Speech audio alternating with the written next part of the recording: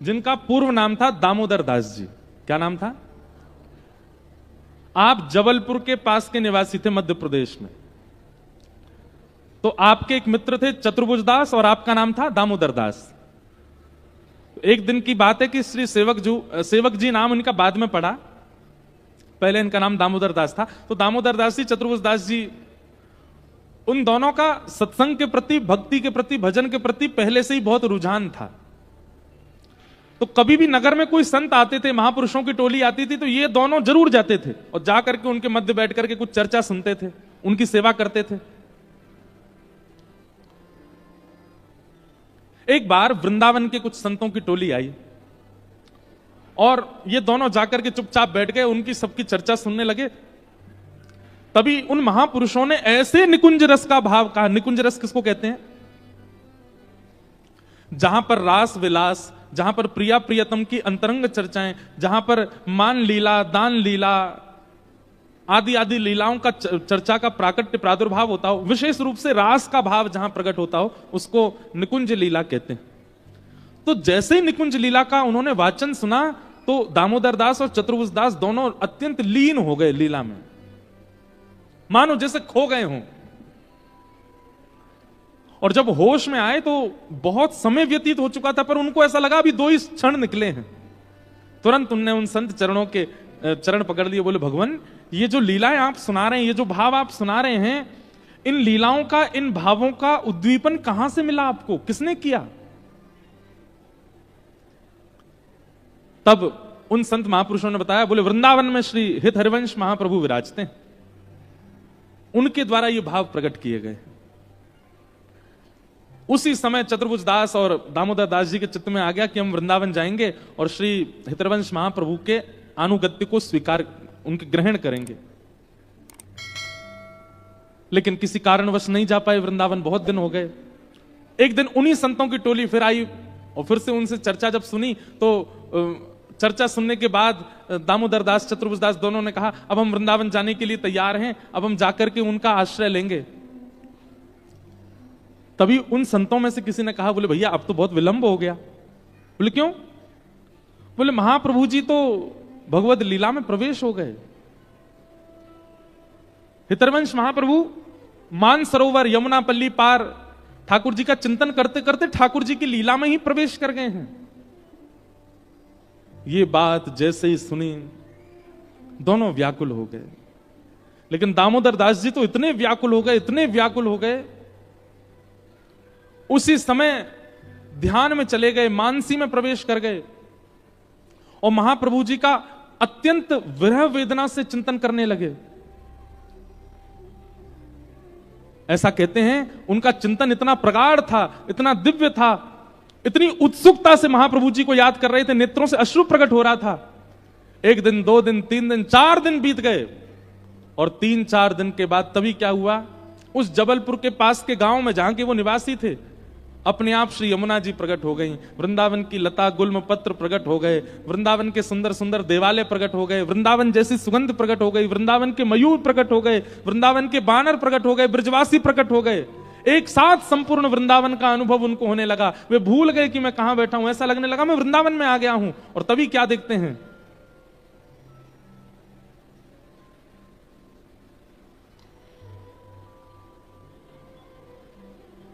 Biscuit आए हैं, चाय भी आ गई, बिस्कुट भी आ गए।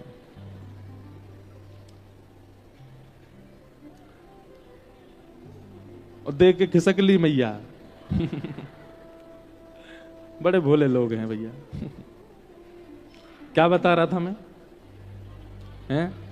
वृंदावन। हाँ नहीं, दामोदर दास जी का वृंदावन प्रकट हुआ। ऐसे हम भूल जाते हैं कथा।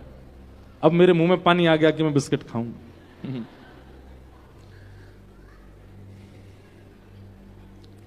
सब कुछ वहीं प्रकट हो गया। और तभी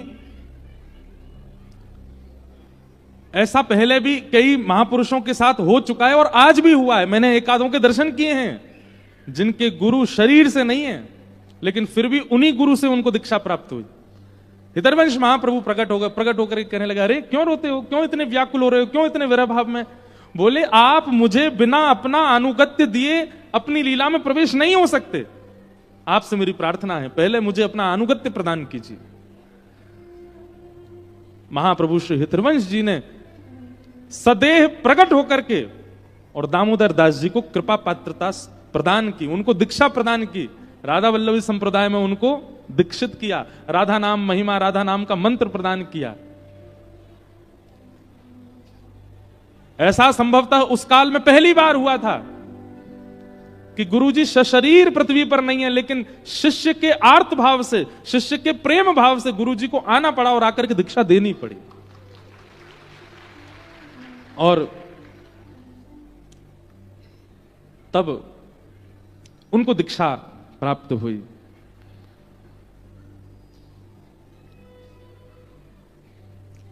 तब उन्होंने महाप्रभु जी के वर्णन में सेवक वाणी का संकलन किया। हमारे राधा वल्लभी संप्रदाय में हित चतुराशी जी, 84 जी और सेवक वाणी, इन दो का पाठ होता है।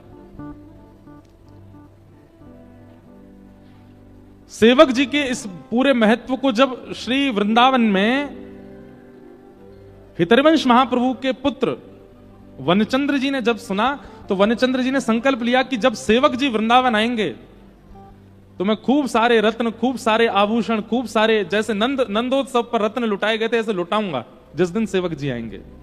इतनी सुंदर लीला है, मुझे आज अचानक याद आ गई है। सेवक जी जब पहली बार वृंदावन आए तो कैसी लीला घटी। श्री राधा वल्लभ लाल जी खड़े थे और वनचंद्र जी उनकी सेवा श्रृंगार कर रहे थे, आरती कर रहे थे। तो सेवक जी जब वृंदावन आए तो सेवक जी ऐसा रूप धारण करके आए, रज आदि लगा करके, बिल्कुल सामान्य से वस्त्र धारण करके कि कोई पहचान ना ले, क्योंकि उनको पता चल गया था कि वृंदावन में ऐसी घोषणा हुई है जिस दिन मैं वृंदावन जाऊंगा उस दिन राधा वल्लभ जी के रत्नकोष से रत्न लुटाए जाएंगे। उनको इस बात की उनको अच्छा नहीं लग रहा था कि मेरे जाने से ऐसा नहीं होना चाहिए, मैं तो एक सामान्य सेवक हूं। तो सेवक जी जैसे ही वृंदावन आए कोई उनको पहचाना नहीं। राधा वल्लभ जी के मंदिर में आके इतनी भीड़ में ही आके खड़े हो गए, तब भी उनको कोई नहीं पहचाना। सेवक जी बोले अच्छा कोई पहचाने ना, हम चुपचाप दर्शन करके चले यहां से। वृंदावन श्री वनचंद्र जी राधा वल्लभ जी की सेवा कर रहे थे, तभी राधा वल्लभ जी अपने नैन की ये पुतलियां हिलाने लगे ऐसे ऐसे। तो वनचंद जी ने पूछा जय जय क्या हुआ, तो ठाकुर जी इशारा करके ऐसे बताने लगे देखो कोई खड़ा है पीछे। और ठाकुर जी ने अपने नेत्रों के इशारे से बताया। जैसे वनचंद जी ने पीछे देखा, कहां, तो ठाकुर जी ऐसे नेत्र हिलाने लगे, वहां वो देखो पीछे खड़े हैं, वही हैं सेवक जी, इनका जिनके लिए तुमने घोषणा की थी। तुरंत वनचंद्र जी गए, जाकर के सेवक जी को हृदय से लगा। सेवक जी बोले आप मुझे कैसे पहचान गए। तब वनचंद जी के नेत्र सजल हो गए, बोले कि भैया किसी का रूप उसकी पहचान होता है, किसी के गुण उसकी पहचान होते हैं, किसी की वाणी उसकी पहचान होती है, किसी का ज्ञान उसकी पहचान होती है, पर आपकी पहचान तो राधा वल्लभ जी करा रहे हैं, आपकी पहचान तो राधा वल्लभ जी बता रहे। बोले ये खड़े सेवक जी। ऐसे श्री सेवक जी हुए। और फिर सेवक जी ने कहा देखिए मैंने सुना है कि आपने घोषणा की थी कि मेरे आने पर आप राधा वल्लभ जी के रत्न कोष को लुटाएंगे, ऐसा मत कीजिए। राधा वल्लभ जी के रत्नों को, आभूषणों को आप इस प्रकार मत कीजिए। बोले अब हम घोषणा तो कर चुके हैं, कुछ तो करना पड़ेगा। बोले ठाकुर जी पर चढ़े हुए आभूषणों को मत कीजिए, मैं कोई इतना बड़ा व्यक्ति नहीं हूं, मैं कोई ऐसा नहीं हूं मेरे लिए आप ये करें। हाँ आपने अगर घोषणा कर दी है तो फिर इसके प्रति कोई और लड्डू लुटा दीजिए आदि। तो बोले नहीं नहीं रत्न ही लुटाने हैं। तो कहते हैं वनचंद्र जी ने नए रत्न बनवाए, अमनिया। अमनिया किनको कहते हैं, जो ठाकुर जी को अभी पधराए नहीं गए उनको अमनिया कहते हैं। अमनिया रत्नों को लुटाए। लेकिन ऐसे श्री सेवक जी महाराज। ये बात हमने क्यों बताई, महापुरुषों के प्रत्यक्ष दर्शन हो, सामने बैठ के दर्शन हो, उनको प्रणाम करने को मिले, उसी से ही आपको आशीष मिलता है। नहीं, महाप्रभु शरीर से नहीं थे, फिर भी दामोदर दास जी को दीक्षा देकर के सेवक जी बना दिया। ये बात श्रीमद् भागवत में लिखी है, येषाम संस्मरणात् पुंसाम शुद्ध्यन्ति वै गृहा किम पुनर्दर्शन स्पर्श पाद शौचासनादि भी। घर बैठ के आपके चिंतन में प्रगाढ़ता होनी चाहिए, आपके चिंतन में तत्परता होनी चाहिए। आपके गुरु तो जहां बैठे वहीं प्रकट हो जाएंगे, वहीं दर्शन दे देंगे। चाहे आपके स्वप्न में दर्शन दें, चाहे आपके अनुभव में दर्शन दें। कई लोग हमसे कहते हैं आप दीक्षा क्यों नहीं दे रहे हमको। हम सोचते तो हैं कि हम देंगे, पर हमको बहुत डर लगता है गुरु बनने में। हमको लगता है हम कथा वक्ता ही ठीक है। आप अब कई बालक हमको पता आरोप भी लगाते हैं, बोले आपको आरोप है। मैंने क्या आरोप है? बोले हमको कथा सुना सुना करके कृष्ण भक्त बना दिया, और जब हम कह रहे हैं कि हमारा हाथ पकड़ लीजिए तो आप हमको दीक्षा नहीं दे रहे हो। हमें कृष्ण भक्ति सिखाई ही क्यों जब आपको दीक्षा नहीं देनी थी? कई लोग ऐसे आरोप भी देते हैं। हमारे पूज्य पिताजी महाराज तो कई बार नाराज हो जाते हैं हमसे, परंपरा क्यों नहीं संभाल रहे हो। पर हम ऐसा नहीं है कि हम नहीं करेंगे, पर अभी हमको अपने मन से तो भाव आवे, हमारे लाल जी आज्ञा तो करें। वास्तव में बताएं, चेला बनने में जितना सुख है गुरु बनने में सुख नहीं है। हमारे बाल बाबा महाराज कई बार अस्वस्थ रहते हैं, लेकिन फिर भी यहां देखो कितनी भीड़ लगी रहती है। कई बार बेचारे स्वयं कथा नहीं सुन पाते, क्यों? इतने सब भक्तजन, इतने वैष्णव जन लगे रहते हैं आगे पीछे, और हम लोग, आप लोग देखो कितने आनंद से कथा सुनते हैं। पूरी योजना बनाई महाराज जी ने, महाराज जी नहीं सुन पाते, क्यों? गुरु हैं। लेकिन आज एक बहुत विशेष दिन है महाराज जी। हमारे पूज्य पिताजी महाराज को आज 50 वर्ष पूरे हुए हैं कथा करते हुए। आज उरई में जहां पिताजी की कथा चल रही है वहां उत्सव मनाया जा रहा है, दिल्ली में उत्सव मनाया जा रहा है, वृंदावन में उत्सव मन रहा है। हम लोग भी यहां ऊना में मनाएंगे, आज नंदोत्सव मनेगा। देखो, एकमात्र ऐसे भागवत के वक्ता हैं जिन्होंने कई वक्ताओं को 50-60 वर्ष हो चुके हैं, पर एकमात्र ऐसे वक्ता हैं जिन्होंने 50 वर्षों में इतनी कथाएं कर ली। जैसे किसी से नाप तोल नहीं है, लेकिन जैसे हमारे क्रिकेट में सचिन तेंदुलकर के रन इतने ज्यादा हैं कि कोई पकड़ ही नहीं सकता, ऐसे ही कथा वक्ताओं में, भागवत में हमारे पूज्य पिताजी की इतनी कथाएं हो गई हैं कि एक जन्म में तो वो संभव नहीं इतनी करना, जितनी उनकी कथाएं हो चुकी हैं। तो आज इस प्रांगण को भी कई बार पिताजी की वाणी का लाभ मिला है, और हमें पिताजी महाराज बताते हैं कि उन्होंने उस वाले पीछे वाले प्रांगण में भी कथा की है, वहां भी कथा की, यहां भी की, बहुत वर्षों से। और हम पिताजी महाराज की आज्ञा से ही कथा करने आते हैं ऊना में। हमारे महाराज जी से बहुत स्नेह है पूज्य पिताजी का। आज उनके 50 वर्ष बहुत होते हैं, या कई लोगों की तो उम्र नहीं है, हमारी खुद की अभी कितनी कम उम्र है। सोच करके हमको लगता है कि हमको 9 वर्ष हुए अभी कथा करते हुए, पिताजी को 50 वर्ष हो गए। लोग कई बार जन्म लेने के बाद जी नहीं पाते 50 साल तक, वो कथा करते करते 50 साल निकल गए। कभी कभी हमें लगता है कि 50 वर्ष तक इतना भागवत को गाया, इतना भागवत को गाया, वो अगर कुछ कह देंगे तो वो कम हो ही जाएगा। हम तो अपने पिताजी से एक ही बात कहते हैं कि पिताजी आप बस एक ही बात कह दिया करो, मैं सदा गिरधर को, गिरधर सदा मेरे, बस आप कह देंगे तो हो जाएगा। ऐसे पूज्य गुरुदेव भगवान को आज 50 वर्ष कथा करते हुए हैं। हमारे पूज्य बाल बाबा महाराज और समस्त ऊना वासियों की ओर से, यहाँ के सब भक्तों की ओर से पूज्य गुरुदेव भगवान को बधाई हो। ऐसी रूखी बधाई नहीं चाहिए, जोर की दो, बधाई हो, बधाई हो, बधाई हो। तो आपके निष्ठा में, आपके संकल्प में, आपके चिंतन में प्रगाढ़ता हो तो गुरु चाहे कहीं हो प्रकट हो जाएंगे सामने, चिंतन में प्रकट हो जाएंगे, स्वप्न में प्रकट हो जाएंगे। ये शाम संस्मरणात् पुंसा।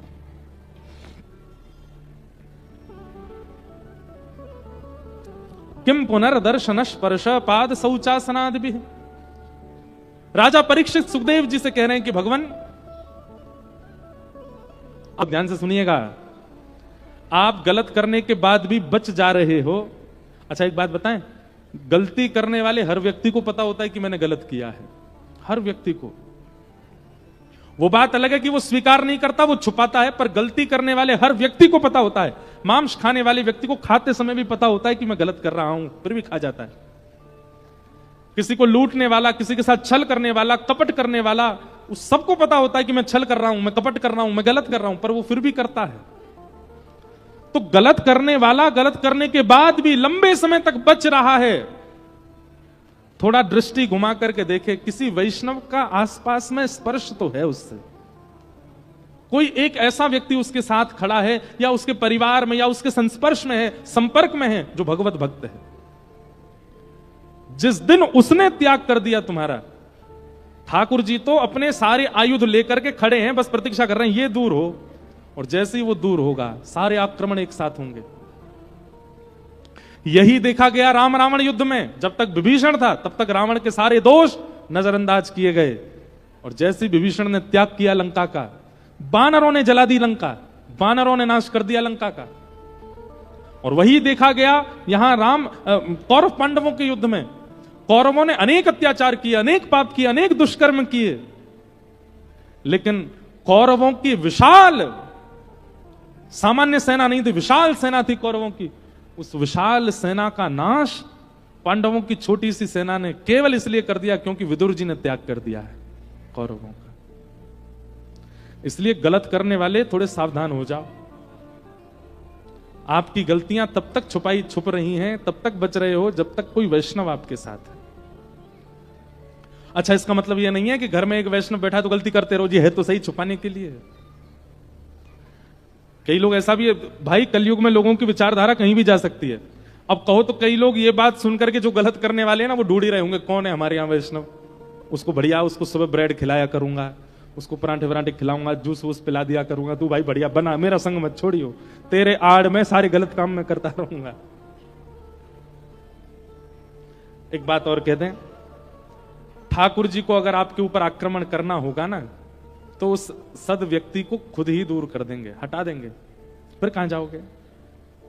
हिरण्यकश्यप को देवताओं ने जाके पूछा भगवान से कि आप हिरण्यकश्यप पर आक्रमण क्यों नहीं करते, वो इतना दुराचार करता है, इतना गलत करता है प्रहलाद जी के साथ। भगवान ने कहा, बोले वो बोलता गलत है, करवाता गलत है, जिस दिन खुद स्पर्श करेगा प्रहलाद का उसी दिन इसकी मृत्यु है। एक भी जगह भागवत में ऐसा नहीं कि हिरण्यकश्यप ने खुद किया, सैनिकों को आज्ञा देता, होलिका को कहता है, उनको कहता है तुम करो तुम करो तुम करो।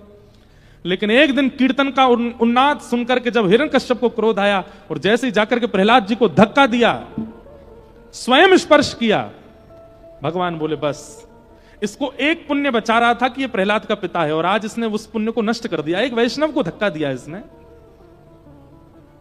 अब इसको कोई नहीं बचा पाएगा। उसी दिन हिरण्यकश्यप प्रहलाद प्रकट हो गए और हिरण्यकश्यप का वध कर दिया। तो आपके अवगुण, आपके दुष्कर्म तब तक छिपे हुए हैं ठाकुर जी की नजरों से जब तक एक वैष्णव के साथ हो। आपके पास दो ही रास्ते हैं, या तो वैष्णव के संग से स्वयं वैष्णव हो जाओ, सब छोड़ दो, नहीं तो ठाकुर जी उसको दूर कर देंगे और उसके दूर होते ही आपको फिर कोई नहीं बचा सकता।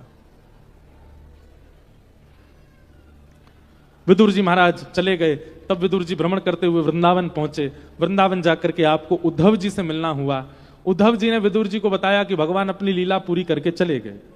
ये बात सुनते ही विदुर जी बहुत रोए, मैं ठाकुर जी का दर्शन नहीं कर पाया। बहुत सुंदर है विदुर उद्धव संवाद। उद्धव जी महाराज विदुर जी से कहते हैं, विदुर, संसार का प्रत्येक प्राणी प्राण त्यागने से पहले भगवान का स्मरण करता है, पर मैंने पहली बार देखा ठाकुर जी अपनी लीला पूरी करने से पहले तुम्हारा स्मरण कर रहे थे। मैं ठाकुर जी की लीला संवरण काल में उनके साथ में था। ठाकुर जी ने अंतिम उपदेश मुझे ही किया, उद्धव जी कहते हैं। लेकिन उद्धव, तुमको विदुर पता है बार बार भगवान क्या कह रहे थे, मुझे ज्ञान उपदेश करते करते कह रहे थे, उद्धव मेरा विदुर भी यहां बैठा होता तो कितना अच्छा लगता ना। तुमको याद कर रहे थे भगवान। विदुर जी ने चरणों में प्रणाम किया, बोले उद्धव कृपा करके मुझे वो ज्ञान उपदेश सुनाओ ना जो भगवान ने तुमको सुनाया है। उद्धव जी महाराज बोले, विदुर, भगवान ने तुम्हारी व्यवस्था की। जब भगवान लीला पूरी करने लगे तो मैं और कई महापुरुष वहां बैठे थे। तब भगवान ने आज्ञा की थी मैत्रेय मुनि को कि हे मैत्रेय, मेरे परम प्रिय विदुर तुम्हारे आश्रम आएंगे तो यही ज्ञान उपदेश जो मैं तुमको दे रहा हूं वो उसको सुना देना। मैत्रेय मुनि आपकी प्रतीक्षा कर रहे हैं हरिद्वार में, आप जाइए, वही आपको ज्ञान उपदेश देंगे। तब विदुर जी महाराज मैत्रेय मुनि के पास गए और मैत्रेय मुनि ने उनको ज्ञान उपदेश किया। प्रश्न कर रहे हैं विदुर जी महाराज कि सुखाय कर्माणि करोति लोको। बहुत सुंदर प्रश्न है, बहुत ध्यान से सुनिएगा। कि सुखाय कर्माणि करोति लोको न ते सुखम वान्यदुपारमं वा विन्देत भूयस्तदैव दुःखम यदत्र युक्तम भगवान वदेन्न। संसार में हर व्यक्ति सुख की कामना से ही कर्म कर रहा है, चाहे वो रिक्शा चलाने वाला हो, चाहे हवाई जहाज उड़ाने वाला हो, चाहे करोड़ों का टर्नओवर प्रतिदिन करने वाला हो, चाहे 150 रुपए की मजदूरी करने वाला हो। हर व्यक्ति कर्म क्यों करता है? उसको सुख चाहिए। लेकिन चाहे करोड़ों कमाने वाला, चाहे 150 कमाने वाला, सुख किसी को नहीं मिलता। सब कर्म सुख के लिए करते हैं, सुख ही नहीं मिलता है। इसके पीछे आपका नजरिया क्या है? बंधुओं, बहुत ध्यानपूर्वक हमारी बात सुनिएगा। आज कथा का क्रम तो बहुत है, पर हम क्या बताएं, एक जगह रुक जाते हैं तो उसी के विस्तार में ही लग जाते हैं। हर व्यक्ति कर्म क्यों कर रहा है? सुख की प्राप्ति के लिए। पर हमें एक बात आप सब लोग बताइएगा, क्या आप इतनी मेहनत करने के बाद भी सुखी हो? नहीं। हम अपनी बात कह रहे हैं, निजी बात है, बोलनी तो नहीं चाहिए मंच से, पर हम अपनी एक बात कह रहे हैं। किसी समय में हमको ऐसा लगता था कि हे ठाकुर जी, आपकी कथा से एक दिन भी हमको अवकाश नहीं मिले, हम रोज कथा कहते रहे, ऐसी कृपा कर दो हमारे ऊपर। आपकी कथा गाने का अवसर प्रतिदिन मिला करे। और अब वो अवसर आ गया है। हम 22 दिसंबर के घर से निकले और 15 मार्च को घर जाएंगे, तब तक घर जा ही नहीं रहे। लेकिन कभी कभी इतनी कथाएं करते हुए मैं भी उदास हो जाता हूं। रात को इतने दिन हो गए वृंदावन नहीं गए, तटिया स्थान का दर्शन नहीं किया, यमुना जी कैसी बह रही होंगी वृंदावन में, राधारमन लाल जी में कितने लोग जा रहे होंगे। अब तो कहां तक कहें, लोग वृंदावन होके आते हैं, हमसे आके मिलते, महाराज जी बिहारी जी का प्रसाद, तो हमको उससे चिड़ और रोने लगती है। मैंने कहा हम जन्मे वृंदावन में और जे देखो इसको दर्शन का लाभ मिल गया। कई लोग तो ऐसे हैं, वो पिछले 1.5 महीना में हमसे 5 बार मिल चुके हैं और 5 बार वृंदावन होके आ गए, और हम जन्म लेकर के भी नहीं जा पाए। हम दुखी तो नहीं है, पर कभी कभी ऐसा लगता है कि वृंदावन से तो दूर ही हो गए। पर हां, कभी कभी मन में फिर भाव आता, कोई बात नहीं, वृंदावन से तन से भले ही दूर हो गए, पर जहां जाके कथा करते हैं वहीं वृंदावन प्रकट कर देते हैं ठाकुर जी की कृपा से। यूं मत सोचियो कि हम अपनी प्रशंसा कर रहे हैं। कथा जब होती है तो कथा का क्रम ऐसा बन जाता है, इतने सारे संत जन, इतने सारे भक्त जन, इतना पद गान, इतने संगीतों का गान, इतने सुंदर सुंदर भजनों का गान होता है, आप सब झूम करके नृत्य करते हो, लगता ही नहीं है कि वृंदावन नहीं है, अपने आप प्रकट हो जाता है। पर फिर भी कभी कभी कष्ट तो हो जाता है ना, इतने दिन हो गए वृंदावन ही नहीं गए। संसार का कोई भी व्यक्ति वो सुख की कामना के लिए कर्म कर रहा है, पर उसको सुख नहीं मिलता। इसका मतलब क्या है? आपने कामना ही गलत की है, सुख की कामना ही मत करो। तो फिर कामना क्या रखें? क्योंकि कई बार ऐसा होता है कि बिना एम के आप कर्म कैसे करोगे? जब तक आपका एम निश्चित नहीं होगा, जब तक आपकी कोई कामना नहीं होगी, आप कर्म कैसे कर पाओगे? गीता जी कहती तो हैं कि कर्म फल त्याग, पर उसी गीता में भगवान श्री कृष्ण इसका उत्तर भी देते हैं। क्या? सुख की इच्छा से कर्म मत करो, तो शांति की इच्छा से कर्म करो। मुझे शांति मिले, सुख मिले नहीं। सुख और शांति दोनों में परिवर्तन होता, अलग होता है। अच्छा, कभी किसी को यह कहते हुए सुना, मुझे गुलाब जामुन खा के बड़ी शांति मिली? कोई नहीं बोलता। छोले भटूरे खा के मुझे बहुत शांति मिली, सब यही कहते सुख मिला, अच्छा लगा, मजे आ गए। सुख इच्छाओं की पूर्ति से होता है, सुख इच्छाओं की पूर्ति से होता है, और शांति इच्छाओं की निवृत्ति से मिलती है। अब जब लोगों के दांत टूट जाते हैं सारे, एक भी दांत नहीं बचते, तब उनका मन होता है गोलगप्पा खाने का। अब उस समय में गोलगप्पे खाने की इच्छा यदि प्रकट करें, वो कैसे खाएगा बेचारा? तो बुढ़ापे में व्यक्ति ये इच्छा प्रकट नहीं करता कि मुझे गोलगप्पा खिलाओ, वो ये इच्छा प्रकट करता है, हे नाथ मेरी इच्छा खत्म करो, मेरा मन ही नहीं करे खाने का। ये मन होता है पर मैं खा ही नहीं सकता।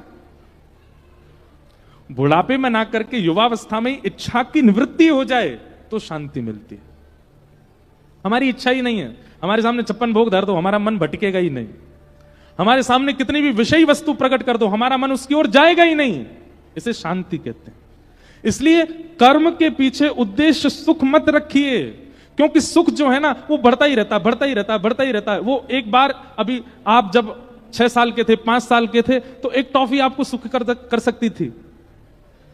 लेकिन आज आपकी उम्र 30 साल की हो गई, अब आप कभी रोने लग जाओ और कोई व्यक्ति आपको ए बेटा तू रो, देख ले टॉफी खा ले, तो आपको अपमान और लगेगा अपना। बताओ, ये मैं रो रहा हूं, ये टॉफी से मुझे शांत कर रहे हैं? मैं कोई छोटा बच्चा हूं? इसका मतलब क्या है? सुख बढ़ता है। एक बार सुख अगर सीमित मिल गया तो अगली बार आपकी इच्छा होती है वो इससे ज्यादा मिले। आपकी जॉब करने पर जो पेमेंट आपको मिलता है वो पेमेंट 6 महीना तक बढ़िया लगता है, 6 महीना बाद में लगती है बोनस हो, अब बढ़ना चाहिए, अब इसमें थोड़ी अपग्रेडेशन होना चाहिए। क्यों? क्योंकि सुख की कामना से आप उसको प्राप्त कर रहे हो, पर शांति की कामना से करोगे ना, इच्छा ही नहीं होगी। अगर 1 महीना विलंब से भी पेमेंट आएगा तो भी चल जाएगा, कोई जरूरत नहीं, शांति है, शांति। सुख की कामना से कर्म करोगे तो सुख कभी नहीं मिलेगा, शांति की कामना से कर्म करोगे तो आपका कर्म शांति प्रदान कर देगा। मतलब ये तो वही बात हो गई, सिर दर्द सिर में हो रहा है और दवाई पेट दर्द की खा रहे हो। पेट दर्द की दवाई से सिर दर्द ठीक होगा? नहीं होगा, सिर दर्द की ही खानी पड़ेगी। ठीक वैसे ही कर्म करने के पीछे शांति का उद्देश्य होना चाहिए, पर उद्देश्य हमने सुख बना रखा है, कैसे मिल जाएगा शांति? विदुर जी महाराज ने कई प्रश्न किए और सब प्रश्नों के उत्तर श्री मैत्री मुनि देते हैं, और फिर यहां से मैत्री मुनि ही कथा सुनाना प्रारंभ करते हैं। पृथ्वी के सृजन की कथा सुनाई गई। स्वयंभू मनु हुए, स्वयंभू मनु के 3 पुत्री 2 पुत्र हुए। बड़ी पुत्री का नाम आकुति, मझली का देवहूति, छोटी का प्रसूति। देवहूति माता का विवाह कर्दम प्रजापति के साथ में हुआ, कर्दम ऋषि के साथ में हुआ, और कर्दम ऋषि देवहूति माता के यहां भगवान कपिल रूप धारण करके प्रकट हुए। बोलो कपिल भगवान की। भगवान कपिल रूप धारण करके आए और देवहूति माता के अनेक संशयों का समाधान किया। ऐसे कपिल देवहूति संवाद को हम प्रणाम करते हैं। अब हम केवल चरित्रों को प्रणाम मात्र करते हुए चलेंगे, ठाकुर जी का मंगल जन्मोत्सव भी मनाना है। आगे भागवत जी में सती चरित्र सुनाया गया, तत्पश्चात ध्रुव जी की कथा सुनाई। भगवान के परम भक्त श्री ध्रुव जी महाराज, ध्रुव जी कैसे वन में गए कथा सबको पता है। मां की आज्ञा मान करके बाल अवस्था में ही वन में चले गए। इनके गुरु श्री नारद जी ने आकर के 12 अक्षर मंत्र प्रदान किया, ओम नमो भगवते वासुदेवाय। इस 12 अक्षर मंत्र का 5 महीने तक जप किया श्री ध्रुव जी महाराज ने, और 5 महीने अत्यंत कठिनाइयों के साथ जप करना प्रारंभ किया। उसी का फल मिला कि उस मंत्र के प्रभाव से भगवान का एक दिव्य स्वरूप श्री हरि के रूप में गरुण पर विराजमान होकर के शंख चक्र गदा पद्मधारी भगवान श्रीमन नारायण प्रकट होकर के ध्रुव जी को दर्शन दिया। ध्रुव जी ने भगवान की स्तुति गाई और स्तुति गाते हुए ठाकुर जी को अत्यंत प्रसन्न किया। भक्ति मोह प्रवहताम त्वयि में प्रसंगो भूयादनंत महताम अमलाशयानाम ये नांज सोलवणुमुरुव्यसनम भवाब्धिम निश्चय भवद गुण कथामृत पानमत्तः। एक बात बहुत ध्यान से सुनिएगा। ध्रुव जी महाराज अपनी स्तुति में एक बात कहते हैं, योन्तः प्रविश्य मम वाचमिमां प्रसुप्तां संजीवयत्यखिल शक्तिधर स्वधाम्ना अन्यां सहस्त्रचरण श्रवणत्वगादि प्राणान् नमो भगवते पुरुषाय तुभ्यम। ध्रुव जी महाराज कहते हैं, बहुत ध्यानपूर्वक सुनिएगा, कई लोग केवल दर्शन में रुचि रखते हैं। उनको बिहारी जी के दर्शन करा दो, राधा वल्लभ जी के दर्शन कराओ, राधा रमण जी दर्शन कराओ, वृंदावन घुमा दो, गोवर्धन घुमा दो, बरसाना घुमा दो, नंदगांव घुमा दो, 84 कोस के दर्शन करा दो, यहाँ कांगड़ा मैया के दर्शन कराओ, नैना देवी के दर्शन कराओ, चिंतपूर्णी मैया के दर्शन सब जगह के करा दो, लेकिन उनको मंदिर का प्रसाद दे दो। होटल पे खाएंगे हम तो, मंदिर का प्रसाद नहीं चाहिए। मतलब नेत्रों में तो भक्ति है पर जिह्वा में भक्ति नहीं है। प्रसाद कहां का पाएंगे? बहुत लोगों को जानता हूं मैं, हम नाथ द्वारा जाते रहते हैं, अब तो कथाओं की वजह से नहीं जा पाता। नाथ द्वारा का मेरा नियम है, नाथ द्वारा अगर मैं हूं तो रसोई बनेगी नहीं, ठाकुर जी का ही प्रसाद आएगा मंदिर से, वही पाऊंगा। और कई बार ऐसे लोगों को मैं ले गया साथ में, एक बार उन्होंने प्रसाद, अब देखो मंदिर का जो प्रसाद होता है ना, उसमें ऊपर से नमक नहीं डालना चाहिए, ऊपर से नींबू नहीं डालना चाहिए, ऊपर से कुछ भी नहीं, जैसा ठाकुर जी ने भोग पाया वैसे ही पाना चाहिए। अब कई बार होता है कि भाई नमक आदि कम रह गया कहीं पर आप यदि भगवत प्रसाद के प्रति अन्न की भावना रखोगे तो आपको कमी का अनुभव होगा। प्रसाद के प्रति प्रसाद की भावना रखोगे तभी आपको कमी नहीं लग सकती, अच्छा ही लगेगा। जगन्नाथ जी का महाप्रसाद पाव भात क्या अद्भुत लगता है, आनंद आ जाता है महाराज, नेक में ही पेट भर जाता है। लेकिन कई लोगों को हमने देखा, वो एक बार प्रसाद पाने के बाद उनको पता चल जाता है सामान्य टेस्ट है, अगली बार नहीं हमारा पेट भरा है हम नहीं खाएंगे, तब तो चले जाते हैं, फिर बाहर कहीं होटल पे खाते दिख जाते हैं। ऐसों के प्रति क्या भावना आती है? बोले इनके नेत्रों में तो भक्ति है, इनको तीर्थों में घुमा दो, दर्शन करा दो, पर जिह्वा में भक्ति नहीं है, स्वाद में भक्ति नहीं है। कई लोगों के अलग ही है, उनसे कहो वृंदावन चलोगे, हम नहीं जा रहे। सुनो प्रसाद लिया ना हमारे लिए, खुद नहीं जाएंगे दर्शन करने पर प्रसाद जरूर चाहिए, फोन और करेंगे। अब आए नहीं, अभी तक पेड़े नहीं लाए बिहारी जी के, राधा वल्लभ जी की खिचड़ी नहीं लेके आए हमारे लिए, बरसाने की रोटी नहीं लाए, कड़ी नहीं लाए हमारे लिए। उनकी जीव में भक्ति है, उनकी आंखों में भक्ति नहीं है। कईयों की आंखों में भी भक्ति होती है, कईयों के जीव में भी भक्ति, कान में भक्ति नहीं है। उनको दर्शन करा दो, प्रसाद पवा दो, कथा नहीं सुन पाएंगे, नींद आ जाती है हमको, हमारी निद्रा बहुत तेज हो जाती है, हमको नींद आने लगती है। कई लोग हैं उनकी ऐसी निद्रा है, कथा प्रारंभ होते ही सोते हैं और विश्राम होते ही उठते हैं, पूरी कथा में ही नींद आती है उनको। विचित्र लोग हैं। यहां तो हमें अभी तक कोई दिखा नहीं है ऐसा, और कोई गुपचुप बैठा हो चुपके तो बात अलग है। एक तो मेरी दृष्टि भी बहुत कम घूमती है, मैं इधर वालों को इधर तो देखता ही नहीं हूं, मैं तो सामने बैठे देखता कथा करता रहता हूं। पर कई लोगों की निद्रा बड़ी प्रचंड होती है, उनकी नेत्रों में भक्ति है, जीव में भक्ति है, पर कानों में श्रवण नहीं करते। कई लोग हैं उनके पैरों में भक्ति होती है, कैसी भक्ति? परिक्रमा लगवा लो महाराज, गिरिराज जी की लगवा लो, 3 कोस की लगवा लो, 84 कोस की लगवा लो, कीर्तन भजन में खूब खुदा खुदा के नृत्य करवा लो, पर अन्य कोई भक्ति में वो निपुण दिखते नहीं। पर श्री प्रहलाद जी महाराज कहते हैं भैया तुम्हारे पास जितनी इंद्रियां हैं ये सब इंद्रियां ठाकुर जी ने प्रदान की हैं।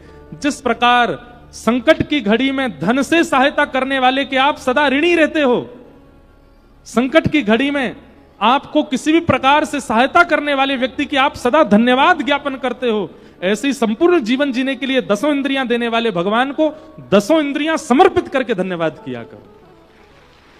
एक भी इंद्रिय बचनी नहीं चाहिए ठाकुर जी से। दर्शन को नैना तपे,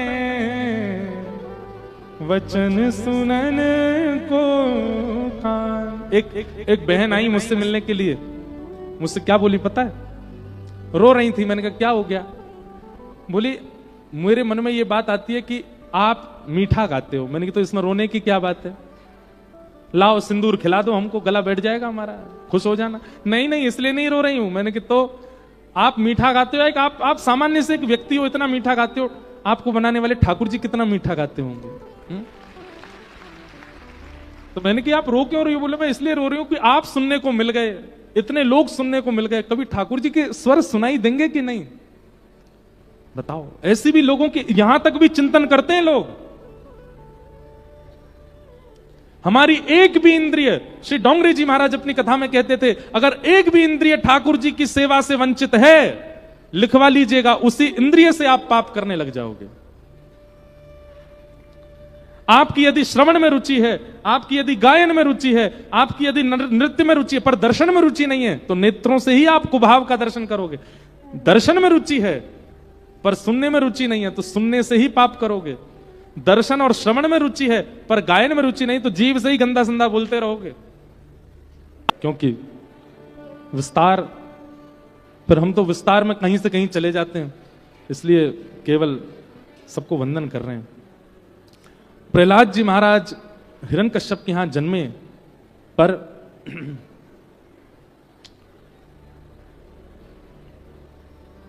हम एक बात कहते हैं, कई लोग ना हमसे आके ऐसे कहते हैं, बोले महाराज जी हम भक्ति कैसे करें? मैंने क्यों नहीं कर सकते? वातावरण नहीं है। हमारे कॉलेज के बच्चे ऐसे हैं, हमारे दफ्तर ऑफिस के लोग ऐसे हैं, हमारे घर के लोग ऐसे हैं, सबको आप लोग निशाना साध करके और बचने का प्रयास करते हो भक्ति से। सबसे ज्यादा शिकायत तो फिर प्रहलाद जी की होनी चाहिए। प्रहलाद जी के तो माता पिता ही भक्त नहीं थे, प्रहलाद जी के तो भाई बांधव कोई भी भक्त नहीं था।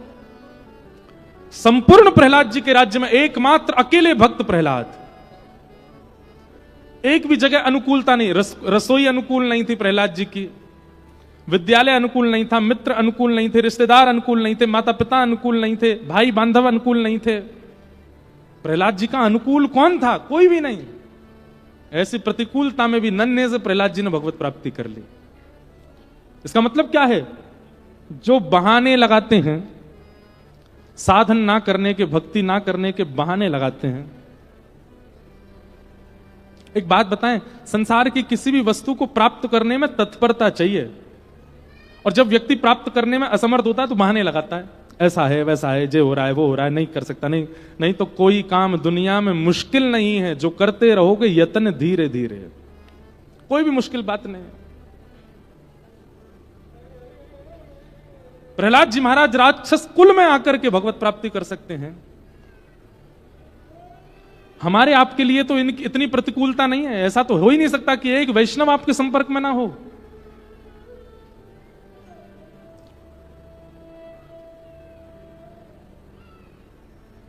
केवल बहाने हैं हमारे, इस वजह से नहीं कर पा रहे, इस वजह से नहीं कर पा रहे, ये प्रॉब्लम है, ये दिक्कत है, ऐसा माहौल है, ऐसा वातावरण है, ये है वो है।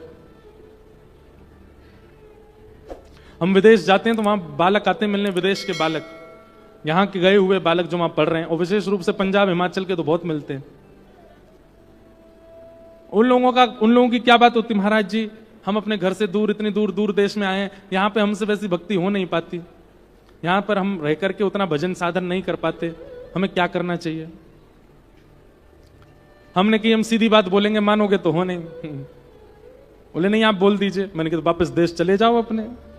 जब यहां तुमसे भक्ति नहीं हो रही है, यहां तुमसे साधन नहीं बन पा रहा है, यहां तुमसे भजन नहीं हो पा रहा, तो तुम्हारे देश में बन जाएगा ना, वहीं चले जाओ, वापस आ जाओ। वो कैसे संभव होगा? तो मैंने कि जैसा वैसे रहो, शिकायतें नहीं। व्यक्ति अगर चाह लेना तो कैसी भी स्थिति में भगवत भजन कर लेगा, और व्यक्ति अगर चाहे ना तो 100 बहाने गिनाएगा, ऐसा है वैसा है, जे है वो है, इसलिए नहीं आए, उसलिए नहीं हुआ, ये हो गया वो हो गया। बहानेबाजी भक्ति में नहीं चलती। प्रहलाद जी ने कोई बहाना नहीं लगाया। प्रहलाद जी चाहते तो ठाकुर जी से कह सकते थे आपने तो मेरे माता पिता ही विपरीत बनाए, मैं आपका भजन कैसे करूं, पर नहीं, प्रहलाद जी करते हैं।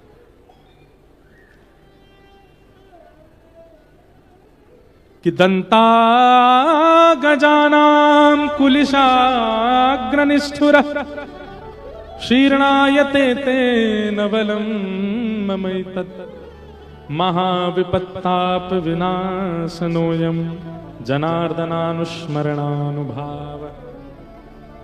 बड़े बड़े हाथियों के दांत चूर चूर हो गए, बड़े बड़े विषैले सर्पों के विष काम नहीं कर पा रहे हैं, पहाड़ों से फेंक दिया, सब प्रकार से प्रयास कर लिए, पर प्रहलाद जी का कोई बाल बांका नहीं कर पाया। क्यों?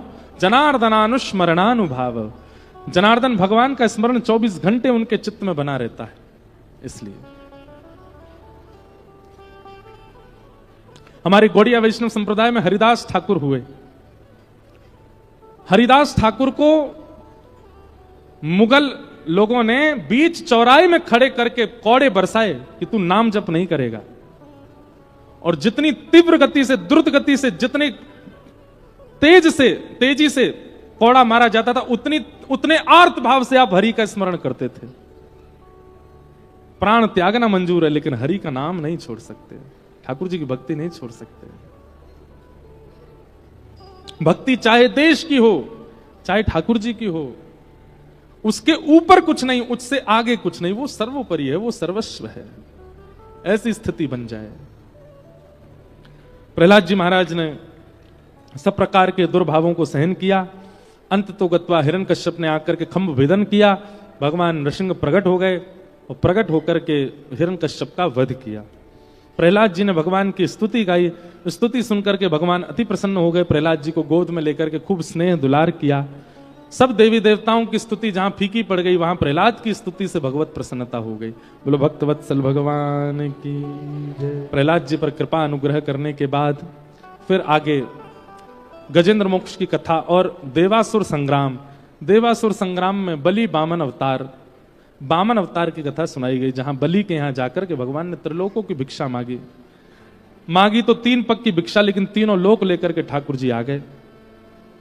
इस प्रकार सब चरित्र आदि सुनाए गए। आगे गंगा जी के अवतरण की कथा, सगर की कथा, सूर्यवंश के राजाओं की कथा सुनाई गई। इसी सूर्यवंश में भगवान श्री राम का प्रादुर्भाव हुआ। सब लोग हाथ जोड़ करके प्रभु श्री राम को प्रणाम कीजिए कि गुरुवर थे त्यक्त राज्यो व्यचरदनुवनम पद्म पद्भ्याम प्रियाया पाणिस्पर्शा क्षमाभ्याम रचत पथरुजो यो हरिन्द्रानुजाभ्याम वैरूप्या शूर्पणख्या प्रिय विरहरुषारोपितब्रूविजम्भ तस्ताभ्यवद्ध सेतु खलद वदहन कौशलेन्द्रोवतान। प्रभु श्री राम को प्रणाम किया गया। 2 अध्यायों में राम कथा है भागवत जी में। भागवत जी की राम कथा में कुछ ऐसी विशेष बातें हैं जो और कहीं सुनने को नहीं मिलती। जैसे एक चर्चा, मर्यादा पुरुषोत्तम कितने सीधे हैं, हमारे राम जी कितने सीधे हैं, कितने भोले हैं, कितने सरल सहज स्वभाव वाले हैं, उनके स्वभाव का वर्णन किया गया है।